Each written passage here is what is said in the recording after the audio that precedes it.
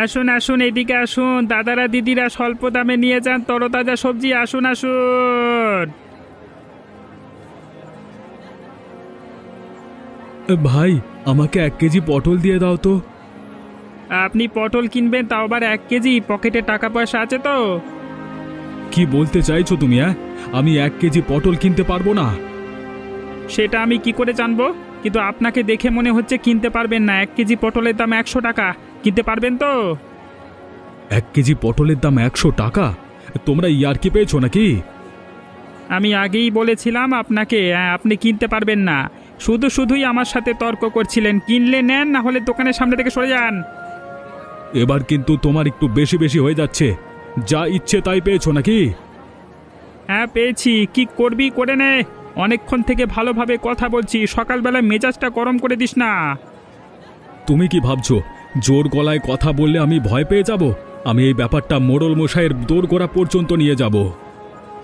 আরে যা যা, তোর মতো কত এলো কত গেল, যা পারিস কর। দরকার নেই এত দাম দিয়ে সবজি কেনবার। আমি শহর থেকে কিনে নিয়ে আসব। আর ব্যবহারটা তুমি ঠিক করলে না। হ্যাঁ, পকেটে 2 টাকা নেই, সে আবার আমাকে জ্ঞান দিতে এসেছে, যত সব।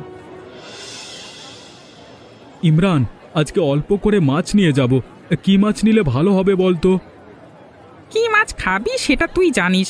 আমার কাছে তো সব রকমই মাছ আছে, তবে দামটা কিন্তু বেশি। 200 টাকা কেজি থেকে শুরু।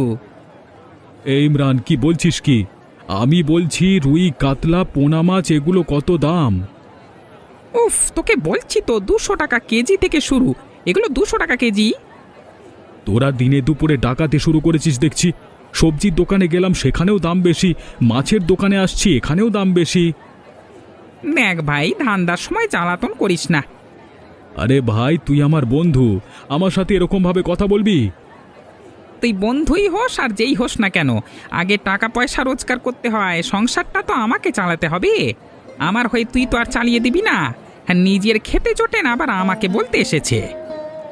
তোকে বন্ধুই বলেছিলাম, অন্য কিছু নয়। ঠিক আছে, আমি মাছ নেব না, তুই তোর ধান্দা কর। বন্ধু বন্ধুর জায়গায়, ব্যবসা ব্যবসার জায়গায়। দুটোকে গুলিয়ে ফেলে হবে না। বাড়িতে বউ বাচ্চা আছে, ওদেরকে খাওয়াতে হবে। তোর বাড়িতে তোর বউ বাচ্চা আছে আর আমার বাড়িতে নাই নাকি? তোরা এরকম জোর জুলুম করবি কি ভাবছিস আমি সহ্য করবো? কখনো না। তুই তো চলে যাচ্ছিস, আবার বকছিস কেন রে? যা তো এখন। সকাল সকাল মেজাজটা খারাপ করে দিল। রামু, মাছ তো শেষ হলো রে। বাজার থেকে সবাই টাকা পয়সা দিয়ে গেছে তো? সে আর বলতে, প্রথম দিনই দিয়ে চলে গেছে। আপনার ভয় তো সবাই থাকে। সবাইকে ভয় দেখিয়েই রাখতে হবে, তবেই তো আমরা কোটিপতি হতে পারবো। মোড়ল মশাই, মোড়ল মশাই, আপনাকে একটা বিচার করতেই হবে। এভাবে জোর জুলুম সহ্য করা যাবে না। আরে আরে, আপনি এভাবে ঢুকে পড়ছেন যে? কার অনুমতি নিয়ে এসেছেন?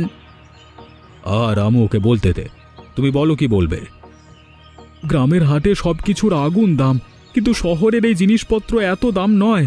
আমি প্রতিবাদ করলে আমাকে অপমান করে। আপনি কিছু একটা করুন, আমাদের মতো গরিব মানুষ না হলে কোথায় যাবে? এখানে আমি কিছু করতে পারবো না। ওরা নিজের টাকায় ব্যবসা করছে, ওদের মাঝে তো আমি ঢুকতে পারি না। কি ভেবেছেন আমি কিছু জানি না? আমি সব জানি। প্রত্যেক মাসে ওদের থেকে আপনি টাকা নেন, তাই জন্য আপনি ওদের কিছু বলেন না। এই, মুখ সামলে কথা বল, মেরে বুক ভেঙে দেব। রামু, তুই চুপ কর না। হ্যাঁ, আমি ওদের থেকে টাকা নেই। তুই কি করবি করে নে, আর যেমন চলছে তেমনই চলবে। আপনি কি ভাবছেন আমি কিছু বুঝতে পারবো না? আমিও শহর থেকে জিনিসপত্র নিয়ে এসে এই হাটে কম দামে বিক্রি করব। দেখি আপনাদের দোকান থেকে কারা জিনিস কেনে। তাহলে শুনে যা, এই গ্রামে একটুকু মাটিও তুই পাবি না দোকান খোলবার জন্য, বুঝলি? আমিও দেখি তুই কোথায় দোকান খুলিস। আমার সাথে লাগতে আসছে যত সব।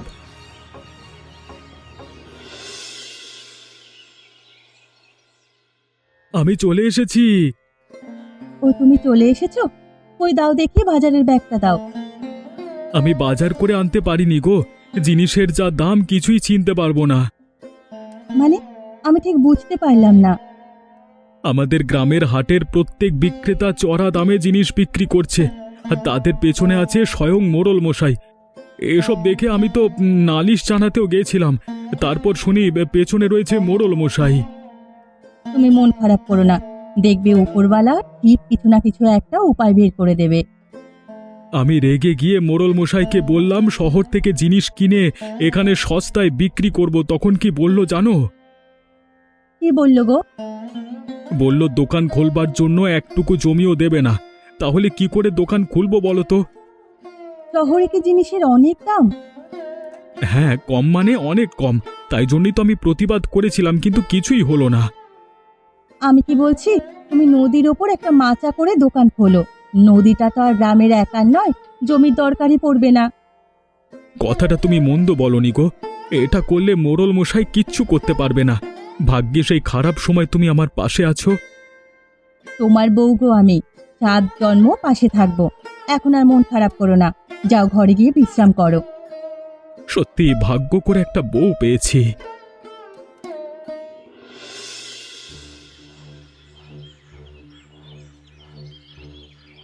মোড়ল মশাই, অনর্থ ঘটে গেছে, আমাদের ধান্দায় বাধা পড়েছে মোড়ল মশাই। কি বলছিস এসব? আমাদের ধান্দায় বাধা দেওয়ার মতো সাহস কার হলো? এ গ্রামে কি নতুন এসেছে নাকি? না না, কেউ নতুন নয়। ওই নিখিল কয়েকদিন আগে যার সাথে মানে আপনার ঝামেলা হলো, সে সবজির দোকান খুলেছে, খুব সস্তায় বিক্রি করছে। কে? ওর এত বড় সাহস আমার অনুমতি না নিয়ে আমার গ্রামের জমিতে দোকান খুলে ফেললো? না না মোড়ল মশাই, গ্রামের জমিতে তো কোনো দিন দোকান খোলেনি। নদীর উপর মাচা করে দোকান করেছে। গ্রামের জমির উপর দোকান খুললে আমি তো লাথি মেরে ভাগিয়ে দিতাম।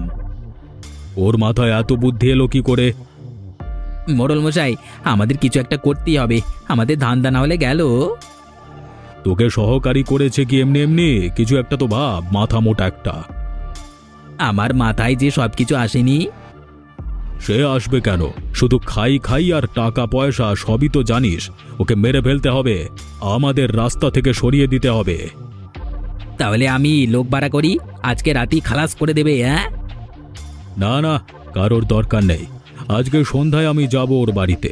প্রথমে ভালোভাবে বলবো, যদি কথা না শোনে তাহলে নিজের হাতে মেরে ফেলবো। তবেই আবারও ভয় পাবে সবাই। হ্যাঁ, বুদ্ধিটা ভালো। আপনি একা যাবেন নাকি, মানে আপনার সাথে আমিও যাব? না না, আমার সাথে কারোর যাওয়ার দরকার নেই। আমি একা গেলে নামটা আরো ছড়িয়ে পড়বে, লোকে আরো বেশি বেশি বেশি ভয় পাবে। আমার সামনে দাঁড়ানোর মতো সাহস কেউ করবে না। তোকে যেতে হবে না। আচ্ছা ঠিক আছে মোড়ল মশাই, আপনি যেমনটি বলবেন। তাহলে এখন আমি আসি। হ্যাঁ ঠিক আছে, যা। আর ওই নিখিলের উপর নজর রাখ।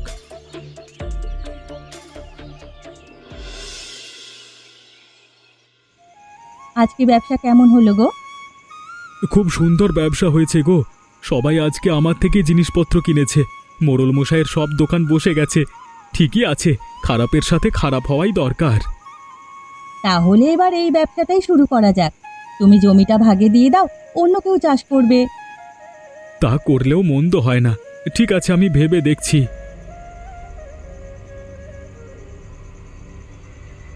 কাউকে কিচ্ছু ভাবতে হবে না। তুই যেমন চাষবাস করছিলিস তেমনই চাষবাস করবি, না হলে কিন্তু খুব খারাপ হয়ে যাবে। এ কি, আপনি হুট করে আমাদের ঘরে ঢুকে বললেন যে কার অনুমতি নিয়ে এসেছেন? তুইও তো আমার ব্যবসার মাঝে হুট করে ঢুকে পড়েছিস, ওই জন্যই তোকে বের করতে এসেছি। ভালোয় ভালোয় বলছি, দোকান বন্ধ করে চাষবাস কর, না হলে কিন্তু খারাপ হয়ে যাবে। আমি ব্যবসা বন্ধ করব না। আর আমি আপনার গ্রামের মাটিতে ব্যবসা করিনি। আপনি গ্রামের মোড়ল হওয়ার যোগ্য নয়। মোড়ল হলো গরিব মানুষের কাছে, আর আপনি ছি।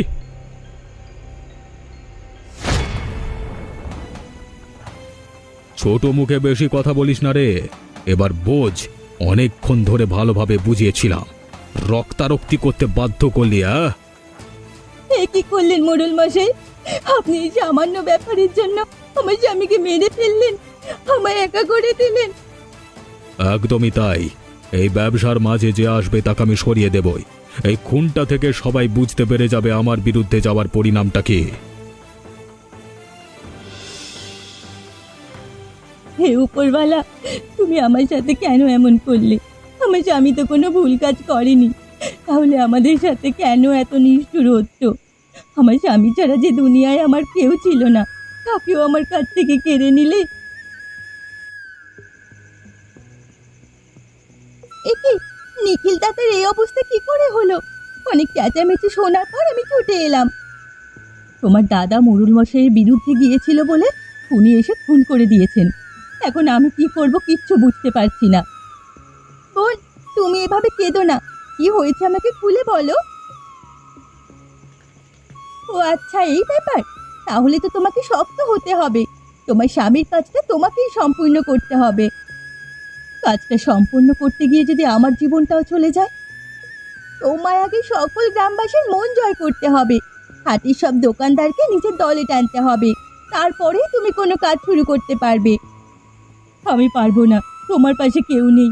আমার প্রিয় মানুষটাকেও মেরে ফেললো। দুঃখ আমারও হচ্ছে, কিন্তু তার থেকে বেশি রাগ হচ্ছে মোড়ল মশাইয়ের কাজকর্ম শুনে।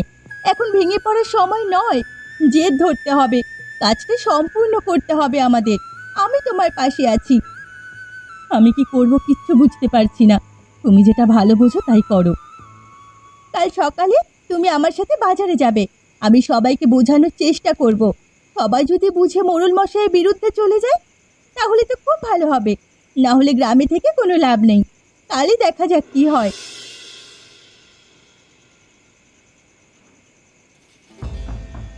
মোড়ল মশাই, নিশ্চয়ই আপনি কাজটা খুব সহজে করে ফেলেছেন, তাই আমাকে বাড়িতে ডেকে খাওয়াচ্ছেন। হ্যাঁ, অবশ্যই। আমার রাস্তায় বাধা হয়ে দাঁড়ালে আমি তো সরিয়ে দেবই। না না, প্রথমেই খুন করতে চাইনি, ভালোভাবে অনেকক্ষণ ধরেই বোঝাচ্ছিলাম। ওই একটা ছেলে খুব জেদি, আমি তো জানি এমন কিছু একটা হবে। তা খাসির মাংসটা কেমন হয়েছে বল? তোর গিন্নিমা অনেক কষ্ট করে রান্না করেছে। অসাধারণ। সে কতদিন আগে খেয়েছিলাম আপনাদের বাড়িতে, তারপর আবার আজকে খাচ্ছি। আমার তো মনে হয় মাঝে মাঝে এমন খুন হওয়া ভালো, আমি তো খেতে পাবো। তুই না পারিসও বটে। আরে মাথায় তো গোবর পড়া, বুদ্ধি শুদ্ধি কিছু নেই। মোড়ল মশাই, এই আনন্দের মুহূর্তে কেন আবার এমন কথা বলে মনটা খারাপ করে দিচ্ছেন বলুন তো? আচ্ছা বাবা, আচ্ছা, এখন কিছু বলবো না। তুই উপভোগ করে খা। আমি জানি তুই খেতে ভালোবাসিস, তাই জন্যই তোকে ডাকলাম। খেতে তো ভালোবাসি, কিন্তু আপনি এমনভাবে বললে খাবো কি করে? আরে না রে না, বলবো না, তুই খা। এই আনন্দের মুহূর্তটা আমি নষ্ট করতে চাই না। দেখবেন গ্রামে হইচই পড়ে যাবে, আর কেউ আপনার বিরুদ্ধে দাঁড়ানোর সাহস পাবে না। কেউ যদি প্রতিবাদ করতে যায় তার আগেও 10 বার ভাবতে হবে। আমার ভয়টা কম হয়ে গিয়েছিল ওই ছেলেটার জন্য। আবার যেমন ছিল তেমন হয়ে যাবে, সালা মুখ পোড়া। কর্তাবাবু, গিন্নিমা কোথায়? উনি খাবেন না? আরে ছাড় তোর কথা। আমি কিছু ভালো কাজ করলে কোনোদিন খুশি হয়েছে দেখেছিস?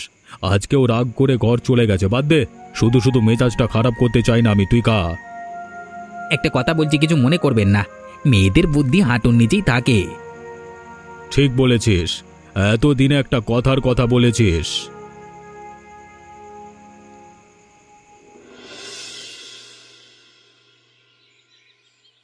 ওই দেখ রফিক, চলে এসেছে বিধবা। এই বরের একটু বেশি রস হয়েছিল, মোড়ল মশাই সব রস নিগড়ে দিয়েছে। হ্যাঁ, আর কোনোদিন সাহস করবে না। মোড়ল মশাই যা রূপ দেখেছিলাম, তা বাপরে বাপ, ওরে বাবা। আপনারা বড় হাসছেন যে। আপনাদের মধ্যে পুরুষত্বটাই হারিয়ে গেছে। কোনটা ঠিক কোনটা ভুল সেটার বিচার করতেই জানেন না। আপনাদের তো নিজেদের ওপর হাসা উচিত। মুখ সামলে কথা বলবি। একটা উল্টোপাল্টা কথা আমরা সহ্য করবো না। কেন, কি ভুল বলেছি আমি? আপনারা মোড়ল মশাইয়ের কথায় চড়া দামে জিনিস বিক্রি করছেন তো? লাভটা কার হচ্ছে একটু বলবেন? সব টাকা তো মোড়ল মশাই নিয়ে চলে যায়। আপনাদের তো মুনাফার থেকেও কম টাকা ইনকাম হয়। আমরা আমাদেরটা বুঝে নেব, তোকে জ্ঞান দিতে হবে না। নিজেদের চিন্তা ভাবনা দিয়ে একটু চিন্তা করে দেখুন, তাহলে বুঝতে পারবেন এখানে কার লাভ হয়। আর কি ভাবছেন মোড়ল মশাই খুব ভালো কাজ করছে? আজকে ওনার স্বামীর জীবন গেছে, কাল আপনাদের যাবে না, এর কি কোনো গ্যারান্টি আছে? আরে রফিক ভাই কথাটা কিন্তু ভুল বলেনি, ঠিক কথাই বলেছে। আমাদেরও তো প্রাণ চলে যেতেই পারে। কিন্তু আমরা কি করব? মোড়ল মশাইয়ের কথা না শুনলেও যে বিপদ। কি বিপদ হবে? ওই একটা বৃদ্ধ লোক কি করবে? আমরা সবাই একজোট হব। ওই লোকটা আমাদের গ্রামের মোড়ল হওয়ার যোগ্য নয়। হ্যাঁ, আমরা আর ওর কথা শুনবো না। আমাদের গ্রামের ভালো আমাদের কি বুঝতে হবে।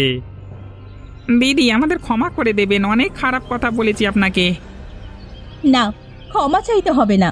আপনার চোখটা যে খুলে দিতে পেরেছি এটাই আমার কাছে অনেক বড় ব্যাপার। এখন কি একা নয়, আমরা সবাই একজোট। হ্যাঁ হ্যাঁ, অনেক উপকার করলেন আমাদের। এবার আমরা জিনিসের দাম কমাবো। আমরা নিজেদের মতো ব্যবসা করব। নিখিল মারা গেল, এবার খুব খারাপ লাগছে। কি আর করা যাবে, এবার আমাদের দেখতে হবে আর যেন অন্য কারোর প্রাণ না যায়। উনি একবার হাত তুললে আমরা 10 বার তুলবো, তবু ছেড়ে কথা বলবো না। কি ব্যবসা ঠিকঠাক চলছে তো? এবার আজকের টাকাগুলো বের করে ফেলো তো। আমরা কোনো টাকা দিতে পারবো না, আমাদের কাছে টাকা নেই। তোমরা কি বলছো? কি ভেবে চিন্তে কথা বলছো তো? টাকা দেবে না মানে? তুমি কি বাংলা ভাষা বোঝো না নাকি? আমরা বললাম তো কোনো টাকা দিতে পারবো না, এখন যাও তো এখান থেকে। তেজ বেড়ে গেছে দেখছি। তোমরা ভালো করে জানো এভাবে কার বিরুদ্ধে যাচ্ছো, এর ফল কি হতে পারে তোমাদের ধারণা আছে? আমরা মোড়ল মশাইকে আর একটা টাকাও দিতে পারবো না, আর অত চড়া দামে আমরা জিনিসপত্র বিক্রি করব না। এবার কিন্তু একটু বেশি বেশি হয়ে যাচ্ছে। এতক্ষণ আমি ভালোভাবে কথা বলছি, এবার কিন্তু আমি নালিশ জানাতে বাধ্য হবো। আরে নালিশ জানাসা যাই করিস, আমরা একটা টাকাও দেব না। মোড়ল মশাই নিজেকে কি মনে করে? আমাদের জন্য ওই লোকটা মোড়লের হাতে মোড়ল হতে পেরেছে, আমরা চাইলে এক্ষুনি ওকে মাটি টানতে পারি। তোর মোড়ল মশাইকে গিয়ে বলে দে আমরা একটা কথাও শুনবো না, আমাদের ব্যবসা আমরা আমাদের মতো বুঝে নেব।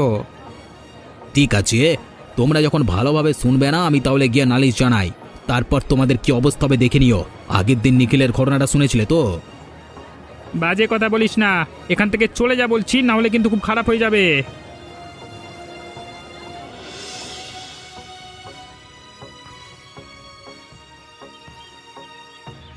হ্যাঁ মোড়ল মশাই সবাই আপনার বিরুদ্ধে হয়ে গেছে মোড়ল মশাই। তুই এসব কি কথা বলছিস? বিরুদ্ধে হয়ে গেছে মানে? আমি বাজারে টাকা আনতে গেছিলাম, কেউ টাকা দেয়নি। আমার মনে হয় এই গ্রামে আর আপনাকে কেউ ভয় পায় না। এত উল্টো পাল্টা কথা বলবি না একটাও। নিজে একটা কাজ ভালোভাবে করতে পারেন, আবার আমাকে বলছে।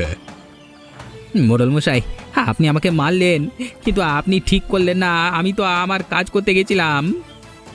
কোনটা ঠিক আর কোনটা ভুল আমাকে শেখাতে আসিস না। কোনো কাজ পারে না সে আবার আমাকে আমার সহকারী হয়েছে আবার। আমি সব সময় আপনাকে এতভাবে সাহায্য করি, আর আপনি বলছেন আমি আপনাকে সাহায্য করি না। এবার আমি বুঝতে পারছি গ্রামবাসীরা কেন আপনার বিরুদ্ধে হয়ে গেছে। এরকম ভাবে ঘুরিয়ে পেঁচিয়ে কথা বলবি না তো, যা বলবি সরাসরি বল। আপনি আমার গায়ে হাত তুলেছেন, আমি আপনার কাছে আর কাজ করব না। তোর এত বড় সাহস! এখানের একটাই নিয়ম, আসবি নিজের ইচ্ছাতে, কিন্তু যাবি আমার ইচ্ছাতে। আপনি একটা গুন্ডা, আমি আপনার সাথে থাকতে পারবো না। এতদিন অনেক পাপ কাজ করেছি আর নয়, আপনি যা করবার করে নিন, আমি থাকবো না, কাজ করবো না, মারও খাবো না। ও আমি পালাচ্ছি বাবা, আমি যাবো না।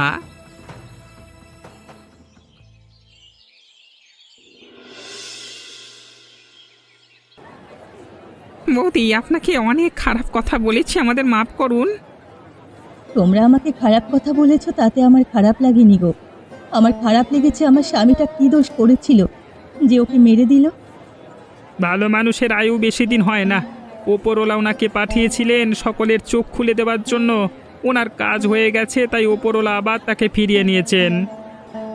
আপনি মন খারাপ করবেন না বৌদি, আর আপনাকে কোনো কাজ করতে হবে না। প্রত্যেক মাসে আমরা কিছু করে টাকা আপনাদের বাড়িতে দিয়ে আসব। কিন্তু আমার একটাই ভয়, আমার স্বামীকে যেভাবে মেরে দিল, তোমাদের কেউ যদি সেভাবে কিছু করে দেয় তাহলে কি হবে? আপনার স্বামী একা ছিল আর আমরা সবাই একজোট হয়েছি, আমাদের কিচ্ছু হবে না। মোড়লের সহকারীকে যেভাবে তাড়িয়েছি ঠিক সেভাবেই মোড়লকেও তাড়াবো। হ্যাঁ, এতদিন আমরা বুঝতে পারিনি কিভাবে সকলকে ভয় দেখিয়ে রেখেছিল, কিন্তু জানতে পারবার পর আমরা চুপ থাকবো না। তোমাদের দাদার একটাই স্মৃতি রয়ে গেল আমার কাছে, এই নদীর ওপরের দোকানটা। সত্যিই আমার গর্ব অনুভব হচ্ছে, আমার স্বামী সকলকে ঠিক পথ দেখিয়েছে। হ্যাঁ দাদা, অনেক বড় কাজ করে গেছে, যে কাজ কয়েক বছরে কেউ করতে পারেনি সেই কাজ উনি একা করেছেন।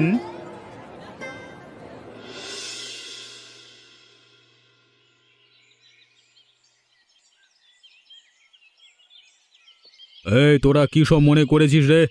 আমারই খাবি, আমারই পড়বি, আবার আমার বিরুদ্ধে কথা বলবি? তোদের সাহস তো কম নয়। আপনি এতদিন আমাদের চোখে ধুলো দিয়ে সব টাকা লুটে নিয়েছেন, এবার আমাদের কি ভয় দেখাচ্ছেন? ইমরানদা, এই লোকটাকে সম্মান দেওয়ার কোনো দরকার নেই, জোচ্চোর মানুষ একটা।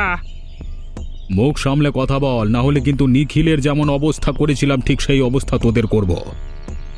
আয় না দেখি, তোদের কাছে যেমন ছুরি আছে ঠিক তেমনই আমার কাছেও আছে।